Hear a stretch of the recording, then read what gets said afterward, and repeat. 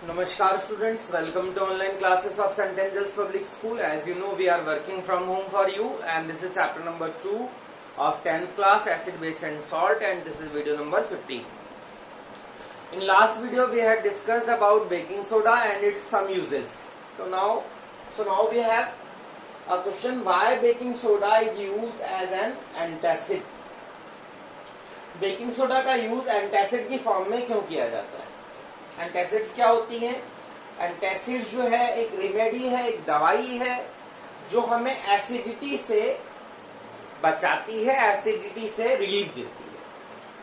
ठीक है, एंटासिड क्या है? एंटासिड जो है एक दवाई है जो एसिडिटी से आराम देती है। मतलब एसिडिटी को रोकने वाली दवाइयां, रेमेडीज जो है वो एंटासिड है। और एसिडिटी क्या होती है आपको बता दूं कि जो हमारा स्टमक है, तो हमारा स्टमक है उसमें होता है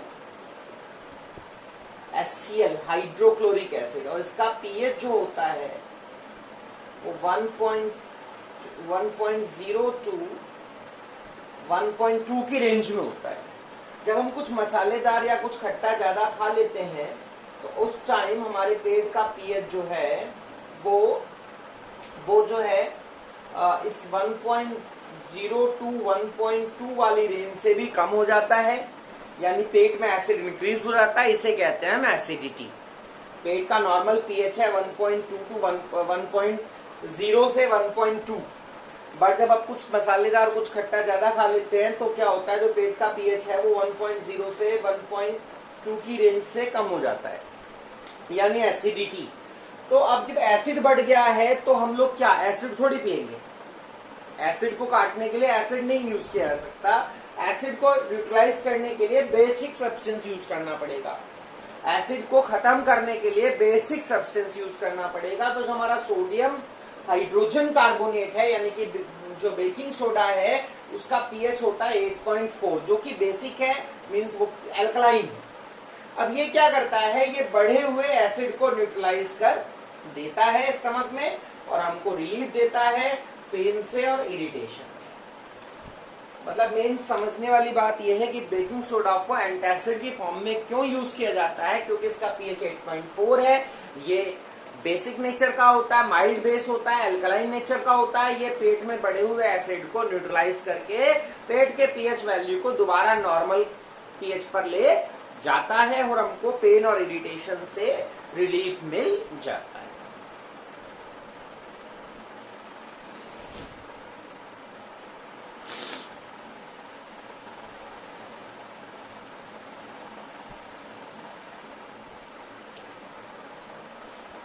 Use of baking soda as a soda acid fire extinguisher. Soda acid fire extinguisher, आपने देखा होगा रेड सिलेंडर्स लगे रहते हैं बड़े बड़े ऑफिसेस में, या आपके स्कूलों में भी होते हैं, लाल सिलेंडर लगे होते हैं आग बुझाने वाले।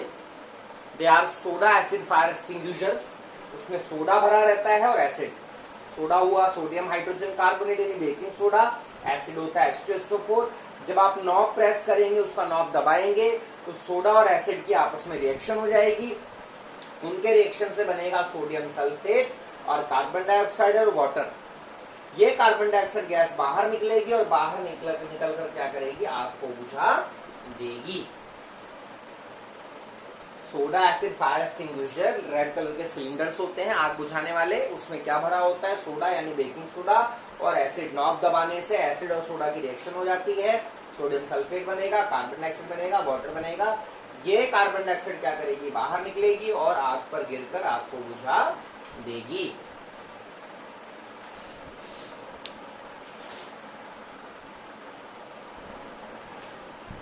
What is POP? Plaster of Paris. Plaster of Paris. What is plaster of Paris? Means POP. Plaster of Paris means POP. POP क्या है? सॉल्ट है। POP भी एक सॉल्ट है। क्या नाम है? Calcium sulphate hemihydrate. देखिए क्या फार्मूला बनेगा, Ca से कैल्शियम, SO4 से सल्फेट, 1 का मतलब मोनो, 2 का मतलब डाई, और हेमी का मतलब होता है हाफ, और हाइड्रेट का मीनिंग हुआ water, so that is calcium sulfate hemihydrate. Calcium sulfate hemihydrate is POP, means plaster of Paris. बहुत इंपॉर्टेंट है क्वेश्चन है, what is plaster of Paris? POP. POP एक सॉल्ट है, कैल्शियम सल्फेट हेमीहाइड्रेट, Ca से calcium, SO4 sulphate, Hemy का मतलब half, hydrate का मतलब वाटर.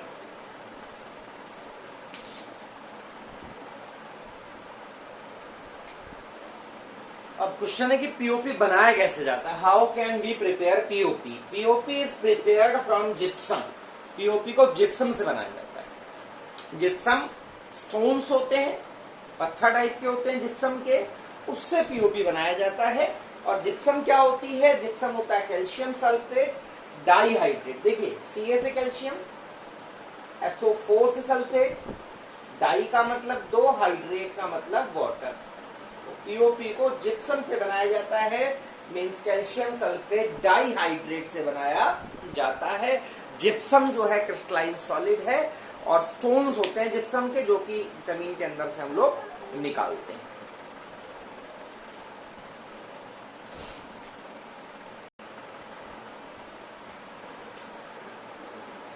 जब आप जिप्सम को हीट करोगे 373 केल्विन पे, मींस 100 डिग्री सेल्सियस पे जब हम जिप्सम को हीट करेंगे तब हमको पीओपी मिलेगा.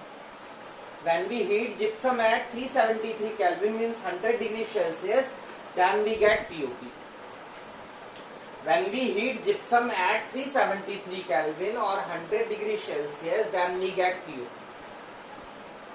ये जिप्सम है, दिस इज जिप्सम, और इस जिप्सम को अगर हम 100 डिग्री सेल्सियस पे हीट करें, 373 केल्विन पे हीट करें, तो दो में से 1.5 पानी का मॉलिक्यूल बाहर निकल जाएगा और हम वी गेट द पीओपी. हमको पीओपी मिल जाएगा, इन प्लास्टर ऑफ पेरिस में जाएगा.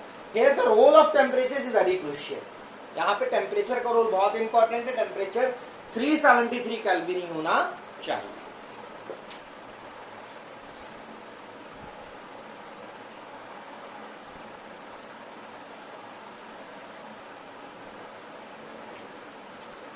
देखिए क्या होगा अगर टेम्परेचर जो है पीओपी बनाते समय टेम्परेचर 373 केल्विन से ज्यादा हो गया, तो क्या होगा? तो जो जिप्सम है उसके सारे के सारे वाटर मॉलिक्यूल्स बाहर निकल जाएंगे. It will lose its whole water molecules.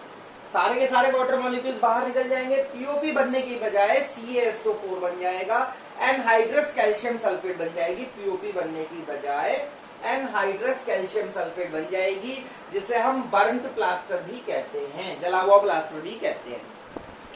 देखिए अगर टेम्परेचर आप रखोगे इक्वल टू 373 केल्विन, तब बनेगा पीओपी.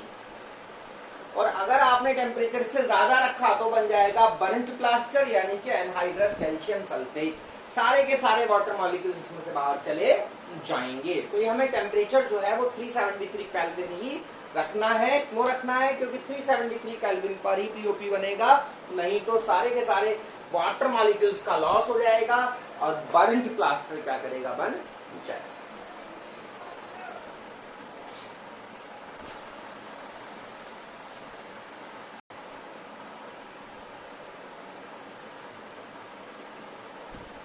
देखिए प्रॉपर्टीज ऑफ पीओपी, तो बहुत इंपॉर्टेंट प्रॉपर्टीज ऑफ पीओपी की वो ये है कि पीओपी में अगर वाटर मिक्स किया जाए, अगर हम पीओपी में वाटर मिक्स कर दें, if we mix water in POP, if we mix water in POP, अगर हम पानी मतलब पीओपी में पानी मिला दें, तो ये फिर से क्या हो जाएगा? जिप्सम में क्या हो जाएगा? चेंज हो जाएगा. बट होता क्या है कि पीओपी में अगर पानी मिला दे तो फिर से जिप्सम बन जाएगी. बट ये थोड़ा ध्यान रखना है कि वो जिप्सम नहीं बनेगी, इससे दोबारा मतलब इस वाली जिप्सम से दोबारा पीओपी नहीं बनाया जा सकता आपका. बेशक पीओपी में पानी मिलाने पर जिप्सम बन जाएगा, पर आपको ध्यान रखना है कि इससे दोबारा से पीओपी बन जाए ये पॉसिबल नहीं है. ये थोड़ा गलत है. मतलब वो जिप्सम नहीं बनेगी जिससे पीओपी बनता है, बट जिप्सम जैसा ही बिल्कुल सेम फार्मूला बन जाएगा. अगर हम पीओपी में पानी मिक्स करेंगे तो फिर से ये जिप्सम में क्या हो जाएगा, कन्वर्ट हो जाएगा, जिप्सम में बदल जाएगा।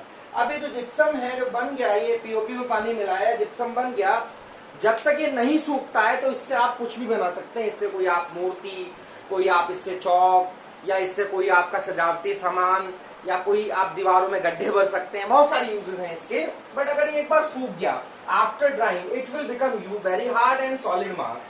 सूखने के बाद ये बहुत ही हार्ड और सॉलिड हो जाएगा और उसके बाद फिर इसका कोई भी यूज नहीं होगा।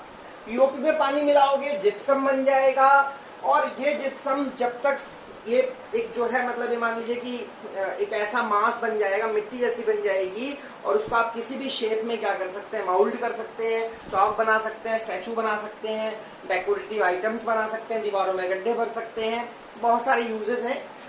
पर अगर एक बार ये ड्राई हो गया, सूख गया, तो बहुत ज्यादा हार्ड हो जाता है, हार्ड सॉलिड मास में कन्वर्ट हो जाता है, और फिर ये एक बार ड्राइंग के बाद आप इसका कुछ भी नहीं कर सकते। आप इसको पानी में घोलोगे, बिल्कुल बेकार हो जाएगा, कोई इसका यूज नहीं रह जाएगा सूखने के बाद। और हाँ, इस वाली जिप्सम से, यानी कि जो पीओपी में पानी मिलाने के बाद जो जिप्सम बनी है, उससे दोबारा पीओपी नहीं बनाया जा सकता है।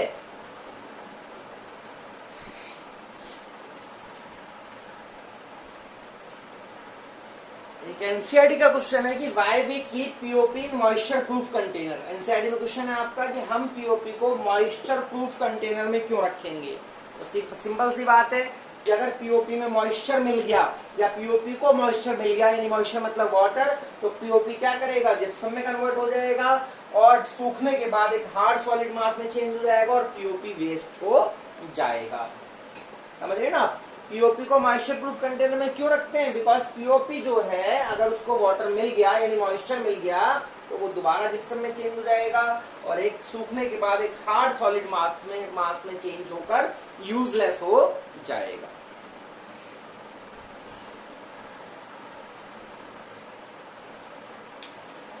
Now we have uses of POP. क्या क्या यूज है, नॉन डस्ट चॉक बनाने में, स्टैचू मूर्तियां बनाने में, डेकोरेटिव आइटम्स, फूलदान, गमले वगैरह बनाने में, और जो है और भी कई सारे डेकोरेटिव आइटम्स बनाने में यूज किया जा सकता है। आपने देखा होगा कि घरों की छतों पर या दीवारों पर आप डिजाइन बने देखते होंगे, वो पीओपी के डिजाइन बने होते हैं। और सफेदी के टाइम में कोई दीवार पे गड्ढा हो जाए तो उस गड्ढों को, क्रैक्स को, दरारों को भरने के लिए पीओपी का यूज किया जाता है ड्यूरिंग व्हाइट वॉश। और पीओपी का फायर प्रूफिंग मटेरियल, ऐसे मेटल जिनमें आग ना लगे, वैसी चीजें बनाने के लिए पीओपी का यूज किया जाता है। और सबसे बड़ा यूज है कि मेडिकल साइंस में डॉक्टर लोग टूटी हुई हड्डियों को उनकी जगह पर सेट करने के लिए, उनकी जगह पर बिठाने के लिए पीओपी का प्लास्टर करते हैं। क्या क्या यूज है, नॉन डस्ट चॉक बनाने में, स्टैचू बनाने में, सजावटी सामान बनाने में, दीवारों के गड्ढे या दरारें भरने के लिए, और सबसे बड़ा यूज है कि मेडिकल साइंस में डॉक्टर लोग जो टूटी हुई हड्डियों को प्लास्टर करते हैं, तो वो प्लास्टर जो है वो पीओपी का ही करा जाता है, ताकि हड्डी अपनी जगह पर क्या कर जाए, बैठ जाए। These are some important use of POP.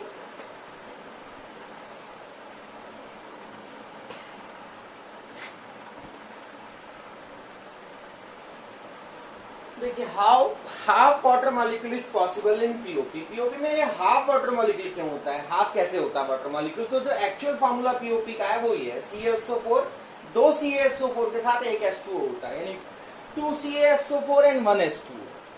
तो जब आप इसको एक CaSO4 में लिखोगे तो आपको क्या लिखना पड़ेगा, तब आपको लिखना पड़ेगा CaSO4 हाफ H2O। समझ रहे ना।